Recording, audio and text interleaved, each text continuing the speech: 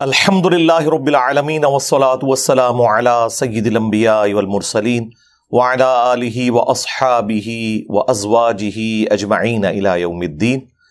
الحمدللہ آج 12 فروری 2023 کو سنڈے کے دن ہمارا یہ پبلک سیشن نمبر 81 انشاءاللہ منعقد ہونے جا رہا ہے۔ آپ کے یہ سوالات پرچیوں کی شکل میں ریئل ٹائم میرے پاس آ چکے ہیں، انشاءاللہ ان کو ہم بعد میں ڈسکس کریں گے۔ پہلے کرنٹ افیئر کے طور پر ایک ایشو، پچھلے ویک میں جو ایک انٹرنیشنل ایشو ہے وہ ترکیے میں جو زلزلہ آیا ہے اور شام میں اور ان پورے علاقوں کے اندر، جس میں آلموسٹ کوئی 30,000 کے قریب لوگ شہید ہو چکے ہیں، چونکہ وہ میجورٹی سارے مسلمان ہی ہیں، اور آلموسٹ 1 لاکھ کے قریب جو ہیں وہ زخمی ہیں، اور 50 لاکھ سے زیادہ لوگ بے گھر ہو چکے ہیں۔ ظاہر ہے ایک مشکل وقت ہے ان کے اوپر، اللہ تعالیٰ ان کے لیے آسانیاں اور عافیت والا معاملہ فرمائے۔ جو لوگ اس زلزلے میں شہید ہو چکے ہیں، اللہ تعالیٰ ان کی مغفرت فرمائے، ان کے گناہوں سے درگزر فرمائے، انہیں نیک کاموں کا اجر عطا فرمائے۔ اس طرح کی جتنی بھی ناگہانی موت ہیں وہ شہادت کی کیٹیگری میں فال کرتی ہیں۔ بخاری مسلم دونوں میں حدیث ہے کہ اللہ کے محبوب صلی اللہ علیہ وآلہ وسلم نے فرمایا کہ میری امت کے 5 شہداء ہیں، ان میں سے جو طاعون کے مرض میں مبتلا ہو کے مر جائے، پیٹ درد سے کوئی مر جائے، اسی طریقے سے پانی میں ڈوب کے مر جائے، کسی بلڈنگ کے نیچے دب کے مر جائے، اور آگ میں جل کے جو مر جائے وہ بھی اسی کیٹیگری میں فال کرتا ہے۔ جو اللہ کی راہ کا مسافر ہے وہ تو ہے ہی ہے۔ سنن نسائی میں تو یہاں تک آیا ہے کہ جو عورت ڈلیوری کے دوران فوت ہو جائے وہ بھی اللہ کے حضور شہید لکھی جائے گی۔ یعنی جتنے بھی کیٹاسٹروفک قسم کی اموات ہے، ایک ایکسیپشن کے ساتھ کہ آپ نیکی کے کام کے لیے جا رہے ہو، یہ نہیں کہ ایک شخص برائی کے لیے جا رہا ہے اور اس کا بحری جہاز ڈوب گیا تو اسے شہید شمار کر لیا جائے گا، یعنی وہ کسی برائی کے ارادے سے نہ نکلا ہو۔ بہرحال جو عام نیچرل ڈیتھ ہے اس سے ہٹ کے یہ ایک کیٹاسٹروفک جو ڈیتھ ہوتی ہے، یہ اللہ کے حضور شہادت کے حوالے سے لکھی جاتی ہے۔ پاکستان میں بھی آپ کو پتہ ہے 8 اکتوبر 2005 کو بہت بڑا زلزلہ آیا تھا، اس میں تو اس سے بھی زیادہ تباہی ہوئی تھی، 1 لاکھ سے زیادہ لوگ شہید ہوئے تھے، اور آج تک اس زلزلے کے جو اثرات ہیں وہ لوگوں کے اوپر موجود ہیں۔ ظاہر ہے کہ لوگ تکلیف کاٹ رہے ہیں، جن کے قریبی لوگ اس میں بچھڑ گئے تھے، اور کتنے لوگ تو اس زلزلے کے بعد پھر سنبھل بھی نہیں سکے فائنینشلی بھی۔ پر یہ جتنی بھی آفات ہیں ان کے اوپر مسلمان کا ایٹیچیوڈ یہ ہونا چاہیے، جو قرآن پاک میں اللہ تعالیٰ نے سورۃ البقرہ میں ایک ڈیسٹنی ہماری طے کر دی ہے، وَلَنَبْلُوَنَّكُمْ بِشَيْءٍ مِّنَ الْخَوْفِ وَالْجُوعِ وَنَقْصٍ مِّنَ الْأَمْوَالِ وَالْأَنفُسِ وَالثَّمَرَاتِ، ہم ضرور تمہیں آزمائیں گے، خوف کے ذریعے، بھوک کے ذریعے، جان اور مال میں نقص کے ذریعے۔ اور پھر دیکھیں گے کہ اہل ایمان کا ایٹیچیوڈ کیا ہے، وہ اللہ تعالیٰ نے خود ہی بتا دیا ہے کہ جب بھی انہیں کوئی مصیبت پہنچتی ہے تو وہ کہتے ہیں انا للہ و انا الیہ راجعون، بے شک ہم بھی اللہ ہی کے لیے ہیں، اسی کی طرف سے آئے ہیں، اسی کی طرف لوٹ جائیں گے۔ تو یہ جو اب مصیبت آئی ہے اس کا بھی اینڈ ہو جانا ہے، یعنی دنیا میں ہر چیز کو موت ہے، مصیبت کو بھی تو موت ہے نا۔ ایٹ لیسٹ مصیبت کو اس دن تو موت آ جانی ہے جس دن انسان خود مر جائے گا۔ اگر کوئی شخص کسی لا علاج مرض کے اندر مبتلا ہے، کینسر کے مرض کے اندر مبتلا ہے، یا اس کے ڈائلسس ہوتے ہیں، یا اور کوئی ایشو ہے، یہ تکلیف وہ کاٹ رہا ہے، لیکن یہ تکلیف اس دن تک ہے جس دن تک اس کی سانسیں چل رہی ہیں۔ جب وہ مر جائے گا تو تکلیف بھی اس کے ساتھ مر جائے گی۔ یہ اس کا مطلب ہے کہ ہم بھی تو اللہ ہی کی طرف سے آئے تھے، ہمیں بھی اللہ ہی کی طرف لوٹ جانا ہے، یعنی الٹیمیٹلی یہ تکلیف کا انجام وہی ہونا ہے جو ہمارا ہے۔ جب ہم دنیا سے چلے جائیں گے تو خود بخود وہ دنیا کی جو تکلیف ہے وہ ہم سے ختم ہو جائے گی، لیکن اصل مصیبت یہ ہے کہ آخرت میں کیا بنا، یہ نہ ہو کہ دنیا بھی برباد اور آخرت بھی برباد، کیونکہ اللہ تعالیٰ نے فرمایا یوم التغابن، آخرت کا جو دن ہے نا، یہ ہار اور جیت کے فیصلے کا دن ہے۔ جیتا وہ جو اس دن اللہ کے حضور کامیاب ہو گیا، ہارا وہ جو اس دن اللہ کے حضور ناکام ہو گیا، والعیاذ باللہ تعالی۔ اللہم احسن عاقبتنا فی الامور کلہا واجرنا من خزی الدنیا وعذاب الآخرہ اللہم ربنا آتنا فی الدنیا حسنہ وفی الآخرۃ حسنۃ وقنا عذاب النار، آمین۔ تو تکلیف میں مسلمان کا ایٹیچیوڈ یہی ہونا چاہیے۔ اور ایک مجھے ضمناً دعا یاد آ گئی، صحیح مسلم میں ہے، ام سلمہ کہتی ہیں کہ جب میرے خاوند فوت ہوئے، ابو سلمہ بڑے نیک صحابی تھے، تو وہ کہتی ہیں میں بڑی تکلیف میں تھی، اور اس تکلیف کے عالم میں مجھے رسول اللہ صلی اللہ علیہ وآلہ وسلم کی تعلیم کردہ ایک دعا یاد آ گئی کہ اللہ کے محبوب صلی اللہ علیہ وآلہ وسلم نے فرمایا تھا کہ جو کوئی شخص مصیبت اور پریشانی میں یہ دعا مانگ لے تو اللہ تعالیٰ اسے اس غم میں بہتر نعم البدل عطا فرما دیتا ہے۔ دعا کے الفاظ بھی اسی طرح ہیں، انا للہ و انا الیہ راجعون، یہ تو وہی حصہ ہو گیا جو سورۃ البقرہ میں آیا۔ اس کے بعد اگلے الفاظ ہیں اللہم اجرنی فی مصیبتی واخلف لی خیرا منہا، یہ جھٹکے سے پڑھنا ہے، اللہم اجرنی، چونکہ آگے حمزہ آ رہا ہے تو میم کو جھٹکے سے پڑھنا ہے، فی مصیبتی واخلف لی خیرا منہا، اے اللہ اس مصیبت میں مجھے اجر عطا فرما اور مجھے اس سے بہتر نعم البدل عطا فرما دے۔ ظاہر ہے اللہ تعالیٰ تو نعم البدل عطا فرما سکتا ہے۔ تو وہ کہتی ہیں کہ یہ دعا تو میں نے پڑھی، لیکن میں دل میں سوچتی تھی کہ میرے خامن جیسا تو کوئی رسول اللہ کے ساتھیوں میں ہے ہی نہیں ہے، مجھے اللہ تعالیٰ کس طرح کمپنسیٹ کرے گا؟ تو وہ کہتی ہیں جب میرے عدت کے دن پورے ہوئے تو رسول اللہ صلی اللہ علیہ وآلہ وسلم نے بنفس نفیس خود پیغام نکاح بھجوا دیا، اور وہ ہماری ماں بن گئی، ام المؤمنین سیدہ ام سلمہ سلام اللہ علیہا، اور یہ رسول اللہ کی بیویوں میں سب سے آخر میں فوت ہوئی ہیں 63 ہجری میں، واقعہ کربلا کے بھی بعد۔ واقعہ کربلا ان کی زندگی میں ہوا، انہی کے بارے میں وہ مسند احمد میں حدیث ہے، انہوں نے کہا تھا کہ عراقیوں پہ اللہ کی لعنت ہو، انہوں نے رسول اللہ کے نواسے کے ساتھ یہ کیا، اللہ تعالیٰ انہیں ذلیل و خوار کرے۔ تو ام سلمہ اس وقت زندہ تھی، اور ام سلمہ ہی کا بیان ہے المعجم الکبیر طبرانی کے اندر کہ میں نے حسین ابن علی کی شہادت پہ جنوں کو نوحہ کرتے ہوئے سنا ہے خود۔ نوحہ سے مراد آپ یہ پاکستان انڈیا کا نوحہ نہیں، یعنی مصیبت اور پریشانی کے وقت تکلیف کے ساتھ اپنی آواز کو بلند کرنا، لیکن اس میں کوئی چیخ و پکار نہ ہو، کوئی غلوب پر مبنی الفاظ نہ ہو۔ ویسے ہمارے علماء اہل سنت، حالانکہ یہ نوحہ عربی کا لفظ ہے، وہ ترجمے میں انہوں نے لکھا ہوا ہے کہ میں نے جنوں کے رونے کی آواز سنی، چلیں رونا بھی مان لیں۔ تو سیدہ ام سلمہ کو اس دعا نے نفع پہنچایا۔ اس دعا کو میں نے ڈکلیئر کیا ہے کہ مصیبت کی خبر کو خوشی میں بدلنے والی دعا ہے یہ۔ ظاہر ہے کہ اس وقت تو انسان محسوس کرتا ہے نا، وہ تو سورۃ البقرہ میں اللہ تعالیٰ نے فرمایا کہ قریب ہے کہ جس چیز سے تم کراہت کرتے ہو اس میں تمہارے لیے خیر چھپی ہوئی ہے،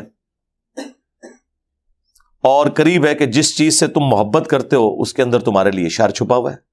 اللہ جانتا ہے اور تم نہیں جانتے۔ یہ اسپیسیفکلی تو جہاد اور قتال کے کانٹیکسٹ میں تھی، لیکن یہ جنرل رول ہے کہ بعض اوقات انسان کو وقتی طور پہ کوئی ایک بڑا صدمہ پہنچتا ہے، لیکن الٹیمیٹلی بعد میں آنے والا وقت بتاتا ہے کہ یہ اس کے لیے خیر ہی تھا۔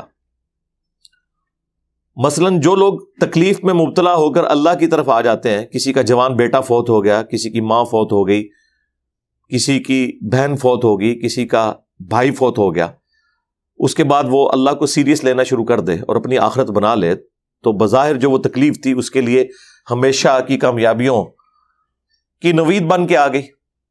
اور یہ تو سورہ السجدہ میں بھی موجود ہے کہ ہم دنیا کی زندگی میں بھی تمہیں تھوڑی سی تکلیف دیں گے تاکہ تم اللہ کی طرف پلٹ آؤ۔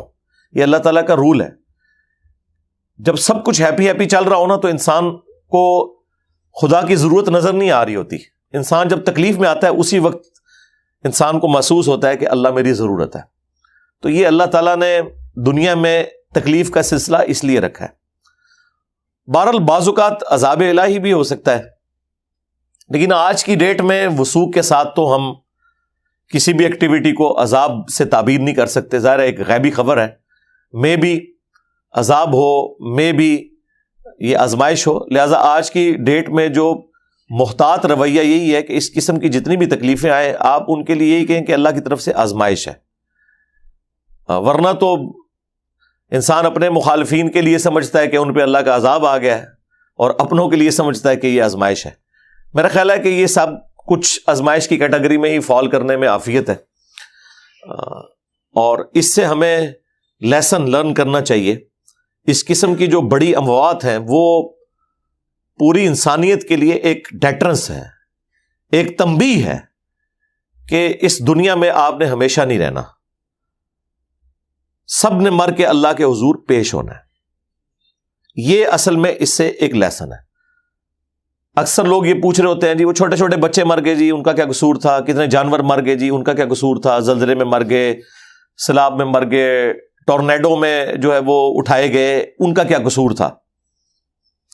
تو یہ صرف علم کی کمی کی وجہ سے ہے، ورنہ اگر آپ کے پاس تھوڑا سا بھی اسٹیٹسٹیکل ڈیٹا موجود ہے اور آپ انالیسس کرنا جانتے ہیں تو آپ کے علم میں یہ بات ہوگی کہ روزانہ 1 گھنٹے میں 6000 لوگ نیچرل ڈیتھ مرتے ہیں.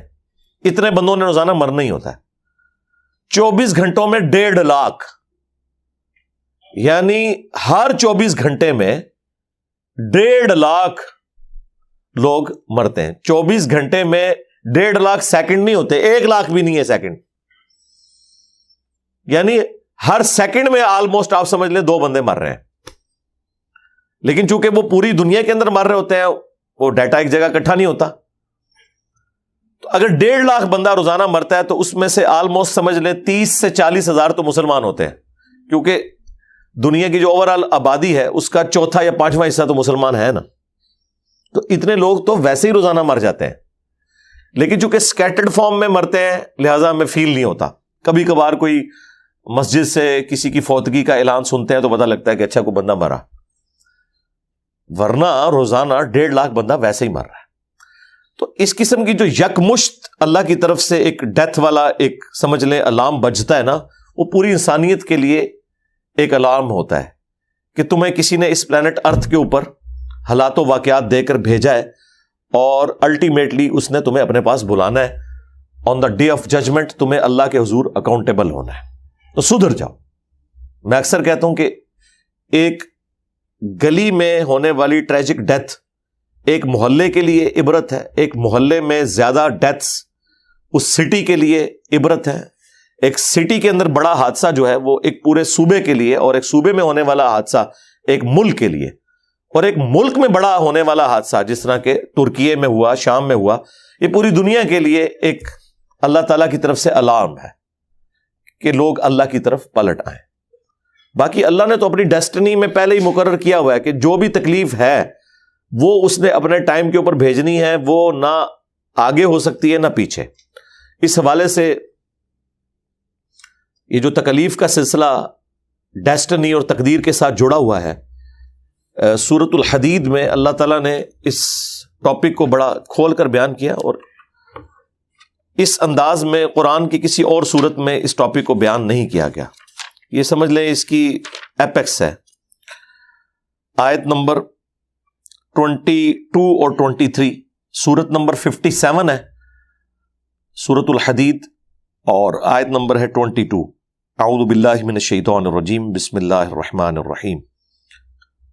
ما اصاب من مصیبت فی الارض، کوئی بھی مصیبت نہیں کہ جو زمین میں نازل ہو. یعنی پوری زمین کے اوپر جتنے بڑے بڑے مصائب آتے ہیں، خواہ وہ زلزلے کی شکل میں ہو، سیلاب کی شکل میں ہو، ٹورنیڈوز کی شکل میں ہو، کوئی وبائی مرض پھیل جاتا ہے، اس قسم کی جتنی تکلیف پوری زمین میں آتی ہیں. ولا فی انفسکم، اور نہ کوئی مصیبت کہ جو تمہاری جان پر ٹوٹتی ہے. وہ انسان پہ تکلیف بیماری کی شکل میں بھی آ سکتی ہے، پریشانی کی شکل میں بھی آ سکتی ہے، کسی قریبی کے ڈیتھ کی شکل میں بھی آ سکتی ہے۔ الا فی کتاب من قبل ان نبرأها، مگر یہ کہ وہ اللہ تعالیٰ نے اپنی ہارڈ ڈسک میں، لوح محفوظ میں پہلے ہی لکھ لی ہے، اس سے پہلے کہ اللہ تعالیٰ اس مصیبت کو زمین والوں پر یا کسی انڈیویجول کے اوپر بھیجے۔ کیوں پہلے لکھ لی ہے؟ اس کی حکمت بتا دی۔ ان ذالک علی اللہ یسیر، پہلی بات تو یہ کلیئر کر دی کہ یہ اللہ کے اوپر بہت آسان ہے۔ ویسے تو ان امیجنیبل چیز ہے کہ دنیا میں اربوں انسان ہے، اور انسان تو ایک سپیشی ہے، اس کے علاوہ 20 لاکھ سے زیادہ سپیشیز پلانٹ ارتھ کے اوپر موجود ہیں، اور پھر ہر سپیشی کی آبادی جو ہے وہ بلینز میں ہے۔ سب پہ تکلیفیں جو آتی ہیں وہ اللہ تعالیٰ نے لوح محفوظ میں لکھی ہوئی ہیں، اور اللہ تعالیٰ ہمارا یہ ہمارے لیے آسان ہے۔ تم تو اسے امیجن نہیں کر سکتے کہ مستقبل میں ایک ہونے والے واقعے کو پہلے کیسے اللہ تعالیٰ جانتا ہے، یہ اللہ کا کامل علم ہے۔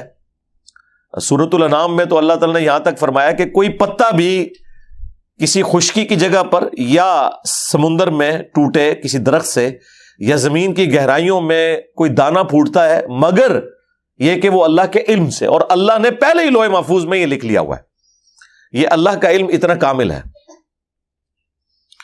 لِكَيْ لَا تَأْسَوْا عَلَى مَا فَاتَكُمْ، یہ اس لیے کہ مت کفے افسوس ملو اس بات پر جو تم سے جاتی رہی، کوئی تکلیف آئی، کوئی نعمت چھن گئی تو اس پہ افسوس نہ کرو۔ وَلَا تَفْرَحُوا بِمَا آتَاكُمْ، اور نہ شیخی بگاڑو اس نعمت کے اوپر جو اللہ تعالیٰ تمہیں دیتا ہے۔ وَاللَّهُ لَا يُحِبُّ كُلَّ مُخْتَالٍ فَخُورٍ، اور اللہ تعالیٰ کو یہ جتنے شیخی بگاڑنے والے ہیں، اتراتے پھرتے ہیں، یہ پسند نہیں ہے۔ تو اللہ تعالیٰ ہم نے پہلے ہی لوح محفوظ میں یہ لکھ لیا ہے تاکہ تمہیں اس کا غم نہ ہو، یہ تمہارا مقدر تھی۔ تقدیر کبھی ٹلتی نہیں ہے، یہ ذہن میں رکھیے گا۔ تقدیر جو اللہ تعالیٰ کی طرف سے آپ کے لیے طے ہے وہ کبھی ٹلنی نہیں ہے۔ صرف وہی تقدیر ٹلتی ہے جس کے بارے میں تقدیر میں ہی پہلے لکھا ہوا ہے کہ اس تقدیر کے اگینسٹ وہ مجھ سے دعا کرے گا اور یہ تکلیف میں اس سے ٹال دوں گا۔ ہر تکلیف نہیں ٹلتی جناب، یہ ذہن میں رکھیے گا۔ وہی تکلیف ٹلے گی جو اللہ تعالیٰ نے مقدر میں کیا ہے کہ ہاں اس کو میں ٹال دوں گا، لیکن کچھ تکلیف ایسی ہیں جو اللہ نے آپ کی نہیں ٹالنی، کیونکہ اس کے ذریعے اللہ تعالیٰ نے آپ کو آزمانا ہے۔ بخاری مسلم دونوں میں حدیث ہے کہ انسان کو جو بھی تکلیف پہنچتی ہے، دکھ، درد، اندیشہ، حتیٰ کہ اس کے پاؤں میں کانٹا بھی چبھ جائے تو اس کے اگینسٹ بھی اللہ تعالیٰ اس کے گناہوں کو معاف کر دیتا ہے۔ اور جامعہ ترمذی کے اندر ایک بڑی زبردست حدیث ہے، اور المستدرک للحاکم میں امام حاکم نے حضرت ابو ذر غفاری کے چیپٹر کے اوپر یہ حدیث لکھی ہے، کیونکہ حضرت ابو ذر غفاری کی زندگی جو ہے وہ غموں سے عبارت تھی، تو انہوں نے حضرت ابو ذر غفاری کا جو چیپٹر بند ہے نا، اس کا آغاز اس حدیث سے کیا ہے جو ترمذی میں موجود ہے کہ اللہ تعالیٰ سب سے زیادہ آزمائشیں اور تکالیف اپنے انبیاء پر ڈالتا ہے، اس کے بعد ان پر ڈالتا ہے جو انبیاء کے بعد اللہ تعالیٰ کو سب سے بڑھ کر محبوب ہوتے ہیں۔ اچھا، اس میں ذکر صحابہ اہل بیت کا نہیں، جو بھی اللہ تعالیٰ کو اس کے بعد محبوب ہے، اور پھر اس کے بعد ان پر جو ان کے بعد بڑھ کر محبوب ہوتے ہیں، حتیٰ کہ انسان تکلیفیں جھیلتا رہتا ہے، اور جب دنیا سے اٹھایا جاتا ہے تو بالکل پاک و صاف ہو کر اٹھتا ہے۔ یہ بعض اوقات اتنے بڑے بڑے لوگوں کو جو تکلیف سے گزرنا پڑتا ہے، بعض کے لیے تو ان کی غلطیوں کا وہ کفارہ بن جاتی ہیں تکلیف، اور بعض کے لیے ان کے درجات بلند ہونے کا سبب بن جاتی ہیں۔ تو یہ اللہ تعالیٰ نے ایک سلسلہ تکلیف والا رکھا ہوا ہے جی، اس سے تو جان نہیں چھوٹنے والی۔ لیکن وہی بات ہے کہ ہمارا ایٹیچیوڈ یہ ہے کہ انا للہ و انا الیہ راجعون، اللہم جرنی فی مصیبتی و اخلف لی خیرا منہا، یہ ایٹیچیوڈ ہمارا ہونا چاہیے، ادروائز تو آپ کڑ کڑ کے مر جائیں گے۔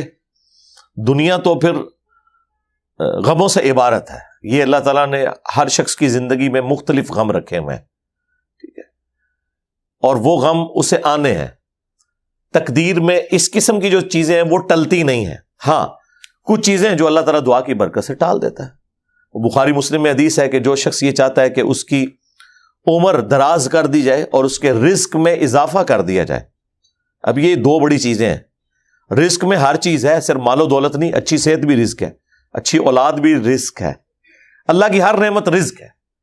تو جو چاہتا ہے کہ اس کی عمر بڑھا دی جائے یعنی اس میں برکت کر دی جائے یا اس کے رزق میں اضافہ کر دیا جائے تو وہ اپنے رشتہ داروں کے ساتھ حسن سلوک کرے.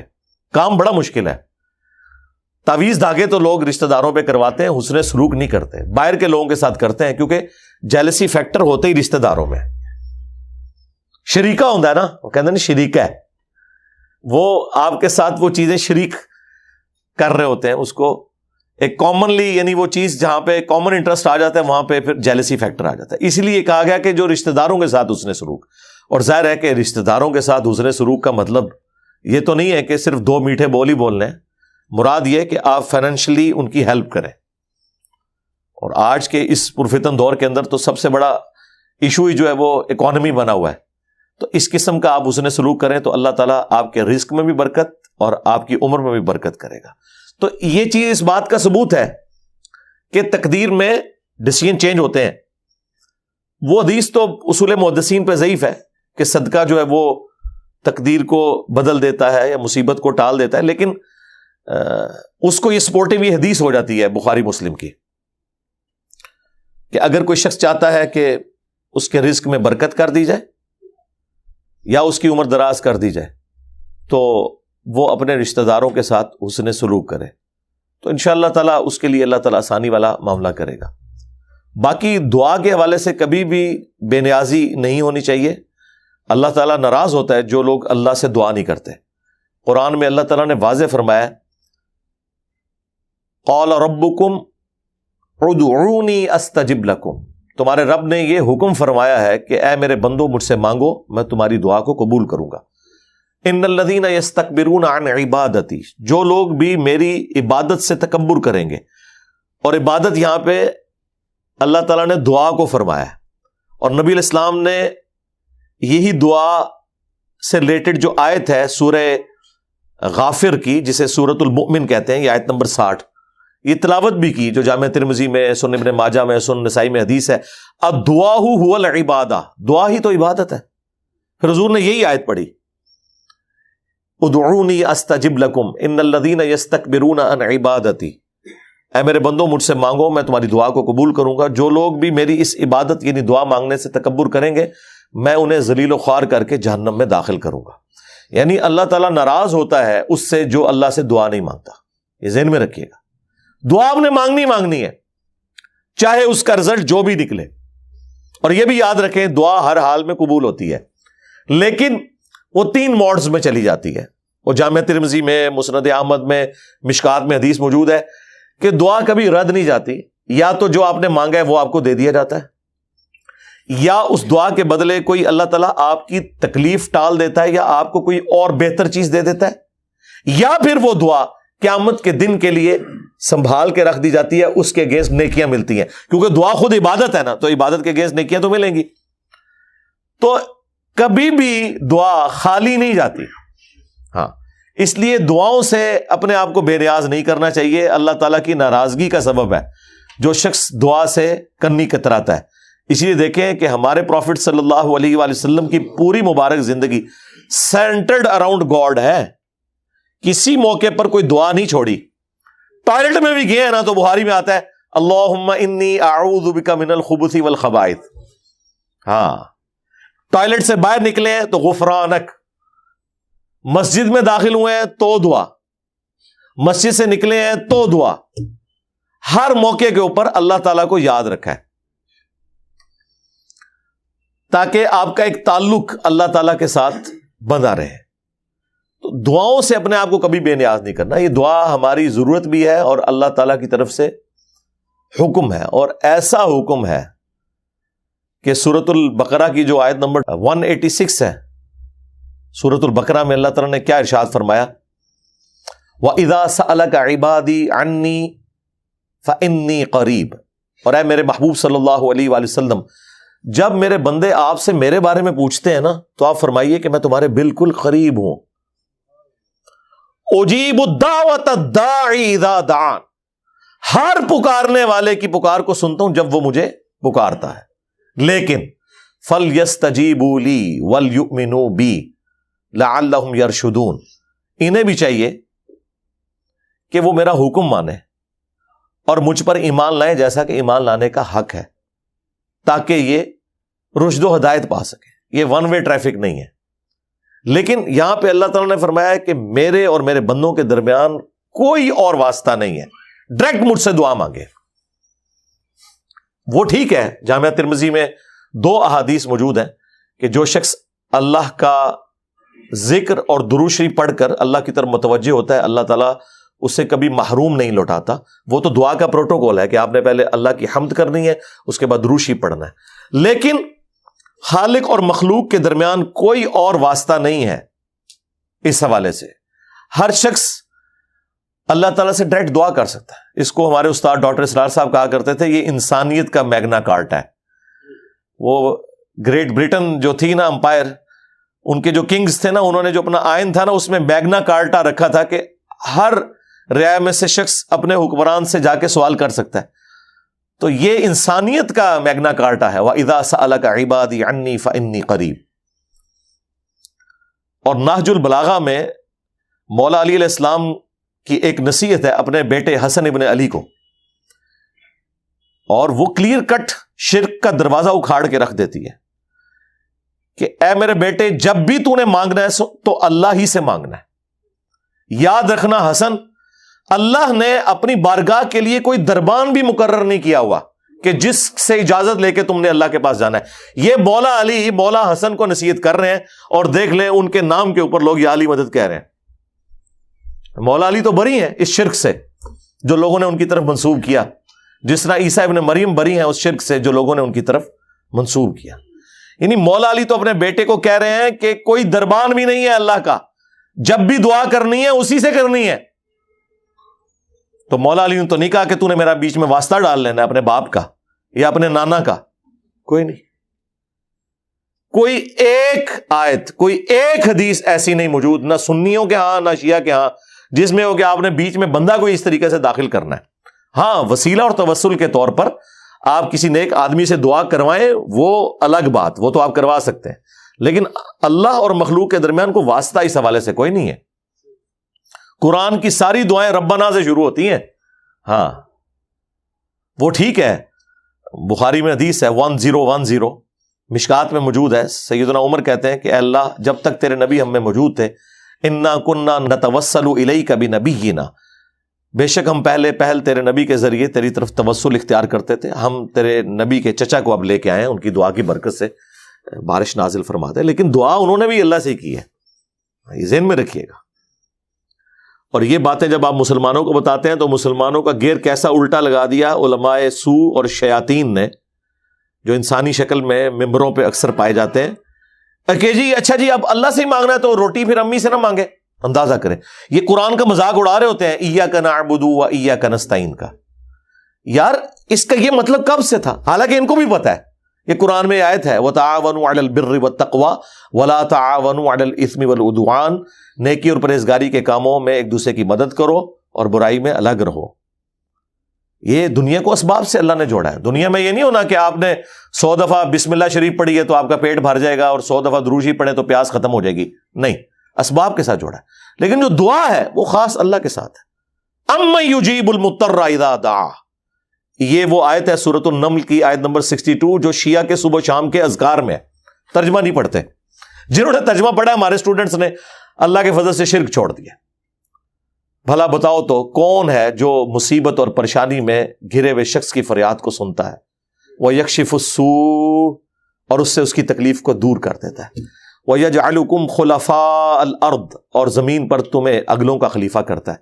یعنی ایک آ رہا ہے اور دوسرا دنیا سے جا رہا ہے, تمہیں تمہارے ماں باپ کا خلیفہ کیا, تمہاری اولاد کو تمہارا خلیفہ کیا.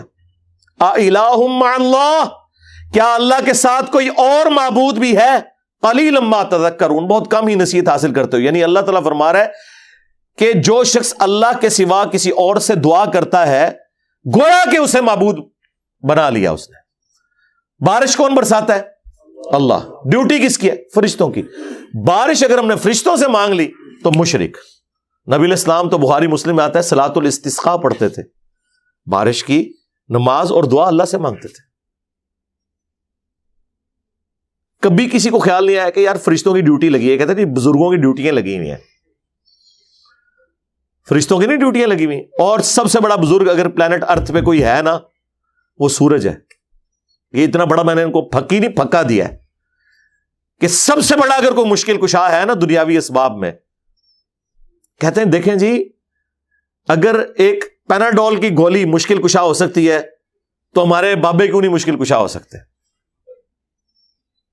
اندازہ کریں. یہ ان لوگوں کی عقل کا لیول ہے.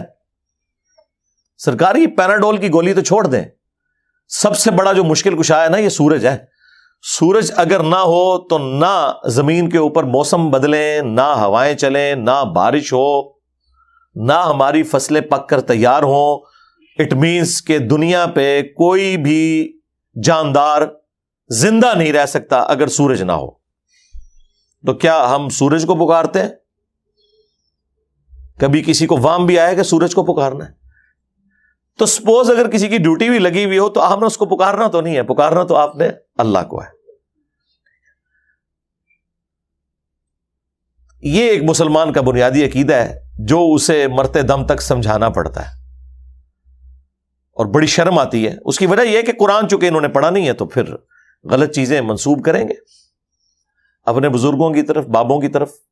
اور توحید کے بغیر تو نہ آپ کی محبت رسول آپ کے کام آنی ہے، نہ محبت اہل بیت نے کوئی نفع دینا ہے، نہ آپ کا عشق صحابہ کسی کام کا ہے اگر آپ نے توحید کو مضبوطی سے نہیں پکڑا. اس کائنات کی تخلیق کا مقصد ہی عقیدہ توحید ہے، اللہ کی پہچان ہے.